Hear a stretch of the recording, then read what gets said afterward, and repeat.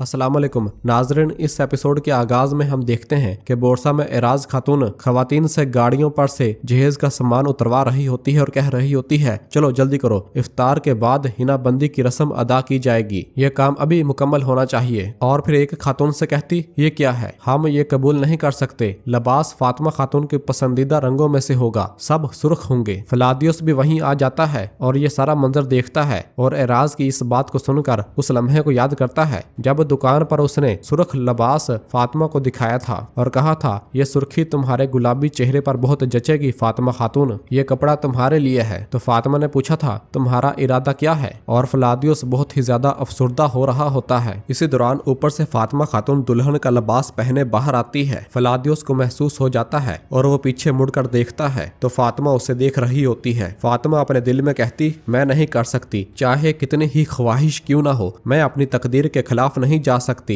जबकि फलादियोस अपने दिल में कहता, इसीलिए मैं तुम्हें छू भी नहीं सकता। मैं ये यूं ही नहीं कहता कि मैं तुम्हारे दिल को जानता हूँ, तुम अपने खानदान को छोड़ नहीं सकती, अगर तुम मेरे साथ आई तो एक दिन पछताओगी। फातिमा कहती, और अगर मैं तुम्हारे साथ ना गई तो हर दिन पछताऊंगी। और फिर फलादियोस फातिमा का दिया हुआ रुमाल निकालता है और उसे चूमता है। यह देखकर फातिमा की आंखों से आंसू आ जाते हैं और फिर फलादियोस उस कपड़े को लकड़ी के साथ बांध देता है और फातिमा की जानब देखता है और थोड़ा मुस्कुराता है और फिर इसके बाद अपने घोड़े पर सवार हो जाता है और फिर फातिमा की जानब देखते हुए अपने सर के इशारे से उसे अलविदा कहता है और दिल में कहता, अलविदा फातिमा, और वहां से रवाना हो जाता है। यह देखकर फातिमा का दिल टूट जाता है और वो अंदर की जानब भाग जाती है, जबकि फलादियोस बोरसा से रवाना हो जाता है। और फिर इधर फातिमा कमरे के अंदर आती है और रोते रोते बिस्तर पर आकर बैठ जाती है और फिर इसके बाद संदूक खोलकर देखती है और कहती, सब खत्म हो गया। और फलादियोस के जाते हुए लम्हे को याद करती है और कहती, उसने मुझे छोड़ दिया,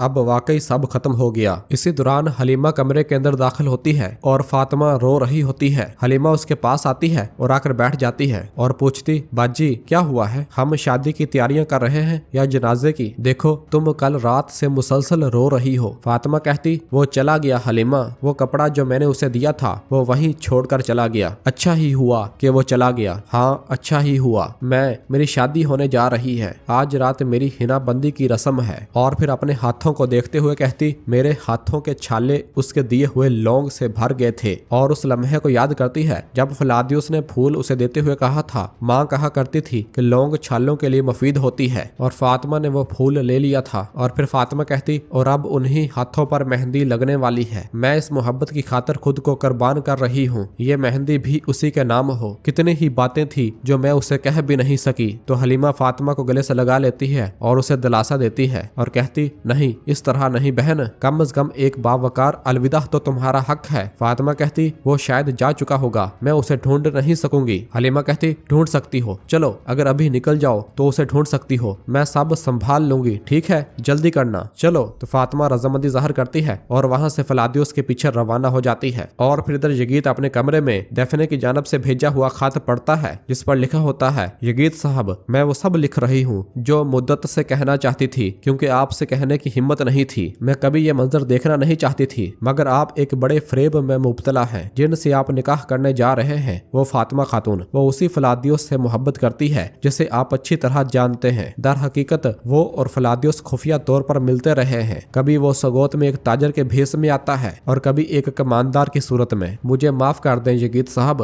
लेकिन ये जानना आपका हक है। यह सुनकर यगीत को बहुत ज्यादा गुस्सा आता है और वो पैगाम उठाकर मारता है और अपनी तलवार उठाता है और गुस्से से वहां से रवाना हो जाता है। वो महल में से निहायत गुस्से के साथ आगे बढ़ रहा होता है तो दीदार कहती, बेटे देखो तुम्हारी शादी के लिए दर्जी तुम्हारा लिबास लाए हैं, चलो आओ इसे देखो। लेकिन यगीत पहले ही शशोपांज में मुब्तला होता है और बिना जवाब दिए वहां से रवाना हो जाता है। दीदार कहती, क्या हुआ बेटे, और फिर आगे बढ़ जाती है। इधर यगीत निहायत गुस्से के साथ फातिमा के कमरे में दाखिल होता है और कहता है, फातिमा। हलीमा कहती, दस्तूर। तो यगीत कहता, तुम्हारी बहन कहाँ है हलीमा? हलीमा कहती, आराम से यगीत साहब। यगीत कहता, तुम्हारी बहन कहाँ है? हलीमा कहती, वो रात के लिए तैयारी कर रही है। यगीत कहता, वो तैयार हो रही है, वाकई वो यकीनन अपने कमरे के अलावा किसी और जगह तैयार हो रही होगी। हाँ, और फिर पूछता, तुम भी जानती थी ना?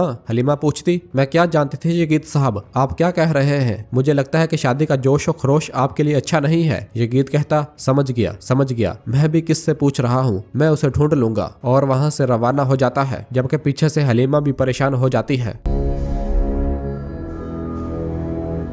उधर दीदार खातून जब यगीत के कमरे में दाखिल होती है तो उसकी नजर उसी पैगाम पर पड़ती है जो कि डेफने ने यगीत के लिए भेजा था। वो उस पैगाम को उठाकर पढ़ने लग जाती है। जैसे ही पढ़ती है तो उसकी आंखें खुल जाती हैं तो कहती, फातिमा फातिमा, ये लड़की मेरे बेटे को बर्बाद कर देगी, कसम खाती हूँ कि मैं भी तुम्हें बर्बाद कर दूंगी। और वहां से रवाना हो जाती है और बाहर की जानब भागती है। इधर बाहर यगीत घोड़े के पास आता है और आइकुत से कहता, आइकुत साहब, क्या आपने फातिमा खातून को देखा है? आइकुत कहता, वो अभी अपना घोड़ा लेकर निकली है, यकीनन बाजार गई होंगी। खैर हो, कुछ हुआ है यगीत साहब? यगीत कहता, कुछ नहीं हुआ, लेकिन अब होगा। और फिर घोड़े पर सवार होता है और वहां से रवाना हो जाता है, जबकि पीछे से दीदार भागती भागती बाहर आती है और कहती है, मेरे बेटे रुको रुको यगीत रुको। लेकिन यगीत नहीं रुकता और वहां से रवाना हो जाता है। दीदार सिपाहियों से कहती, सिपाहियों मेरा घोड़ा लाओ। जबकि अंदर हलीमा बहुत परेशान हो रही होती है। उसे इस तरह परेशानी हालत में देखकर गोंजा हलीमा से पूछती, हलीमा क्या हुआ है? हलीमा कहती, यगीत यहाँ आया और मेरी बहन के बारे में पूछा, वो मुकम्मल तौर पर पागल था। नीलोफर कहती, रुको ठीक है, पुरस्कुन हो जाओ। और फिर गोंजा कहती, हलीमा क्या तुम कह रही हो कि वो फिलादियोस के बारे में जानता है? हलीमा कहती, वो बहुत गुस्से में था, लेकिन सिर्फ हम इसके बारे में जानते थे। गोंजा कहती, हाँ। और फिर नीलोफर कहती, डेफने और स्पोर्चा भी। गोंजा कहती, ये तुम क्या कह रही हो? हलीमा निहायत परेशान होते हुए कहती, काश मैंने उसे जाने को ना कहा होता। तो नीलोफर पूछती, वो कहाँ गई है? हलीमा कहती, फिलादियोस को आखिरी बार अलविदा कहने गई है। यह सुनकर गोंजा कहती, तुम क्या बात कर रही हो हलीमा? क्या होगा अगर यगीत ने देख लिया? जबकि इस दौरान मलहून कमरे के अंदर दाखिल होती है और पूछती, फातिमा कहाँ है? मैं उसे हर जगह तलाश कर रही हूँ, कमरे में देखा, वहाँ भी नहीं है। कुछ ही देर में मेहंदी की तकरीब होगी, फातिमा कहाँ है? हाँ हलीमा।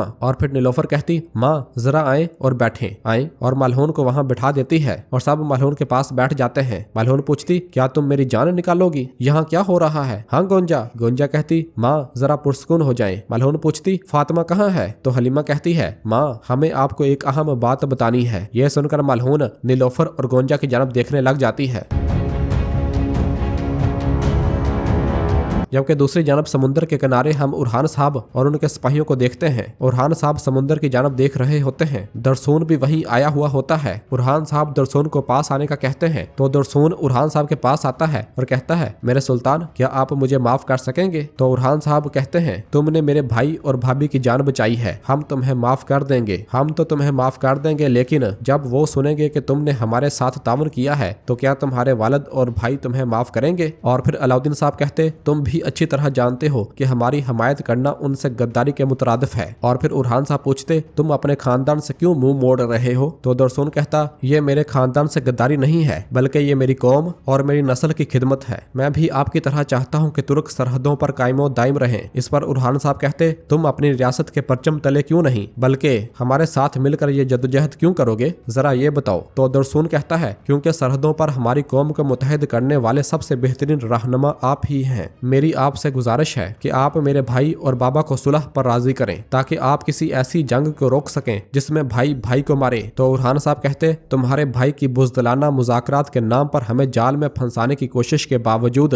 तो दरसून कहता है, दोनों रियासतों के कंधे से कंधा मिलाकर जहाद के लिए जाने के दिन करीब होने की उम्मीद करता हूँ, और जब वक्त आएगा तो मैं अपने इस खानदान को, जिसकी वजह से मुझे आपके सामने सर झुकाना पड़ा, लेकर आपके दरवाजे पर आऊंगा और मेरी सबसे कीमती अपनी मोहब्बत को फख्र से आपसे मांग सकूंगा। यह सुनकर अलाउद्दीन साहब और उरहान साहब दरसून की जानब देखने लग जाते हैं। और नाजरीन इसी जगह पर एपिसोड खत्म करते हैं। मिलते हैं बहुत जल्द अगली एपिसोड के साथ। वीडियो को लाइक कर दें और जिन दोस्तों ने अभी तक चैनल सब्सक्राइब नहीं किया वो जल्दी से चैनल सब्सक्राइब कर दें और बेल आइकन यानी घंटी वाले निशान को भी प्रेस कर दें, ताकि आने वाले एपिसोड्स आपको आसानी मिल सकें। दुआओं में याद रखें। अल्लाह हाफिज।